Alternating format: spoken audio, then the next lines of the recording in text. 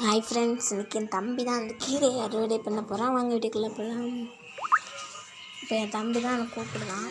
வாங்க பாருங்க, என்ன கீரை. இந்த இதில் நாங்கள் 3 கீரையை வச்சுருந்தோம். அதில் 3மே 2 அறுவடை பண்ணியாச்சு. ஒன்று தான் இருக்குது. இதையும் நம்ம இன்றைக்கி அறுவடை பண்ணி எடுக்கணும். இந்த காம்பை நம்ம அறுவடை பண்ணி எடுக்கலாம். காம்பு அப்படி விட்டாத இல்லை, அப்படி தண்டில் போய் கட் பண்ணிகிட்ருக்கோம். நம்ம அந்த இதில் கட் பண்ணால் காம்பில் மட்டும் கட் பண்ணோம்னா நமக்கு ரிட்டன் அது வளரும் அப்படி சொன்னால் கேட்கல.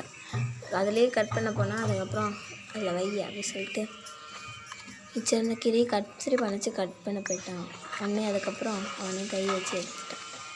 நானும் அப்படியே ஒன்று பண்ணி எடுத்துட்டேன். வேறு இதில் அவ்வளோதான். இப்போ நம்ம அந்த சைடு தான் ஒரு கீரை இருக்குது. எனக்கு முன்னாடியே அவன் சைடு வந்துட்டு பாருங்கள். இது நான் காலையில் மார்னிங் ஒரு 7:50க்கு எடுத்தேன் இந்த வீடியோ. இப்போ நம்ம இதை கரெக்டாக கட் பண்ணிக்கலாம். ஒரு இதில் மட்டும் 2 இலையை பிடிச்சிட்டேன். இந்த கீரை அம்மாவுக்கு சமைக்க விளையாடுவாங்க. இது ஒரு பயிர் போட்டு வளர்த்த கீரை.